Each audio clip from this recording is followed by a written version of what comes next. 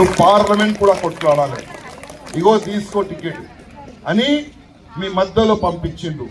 మీ పైన ఉన్న విశ్వాసంతో నేను ఇవాళ మెదక్ పార్లమెంట్ ప్రజలకి ఒక రిక్వెస్ట్ చేయడానికి వచ్చినాను. మా అన్నగారికి ఏ విధంగా దుబ్బాక ప్రజలు అసెంబ్లీకి పంపిస్తున్నారు, అదే విధంగా మీరు కూడా అన్నగారికి పార్లమెంట్ కి పంపిస్తారని ఒక నమ్మకం ఉంది, ఒక విశ్వాసం ఉంది. మీరు పంపిస్తారని కూడా నేను అనుకుంటున్నాను.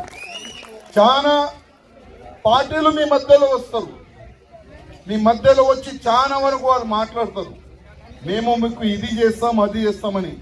కానీ చేసేది ఏమి లేదు ఇప్పటి వరకు. ఇవాళ మన తెలంగాణ డెవలప్మెంట్ అయిందంటే అది కేంద్రం ఫండ్ నుంచే, అది మోదీ గారి వల్లనే. అది మీరు యాద పెట్టుకోండి. ఎప్పుడు కూడా చాలాసారి మన రఘునందన్ అన్న మీడియాలో కానీ పబ్లిక్ లో కానీ అసెంబ్లీలో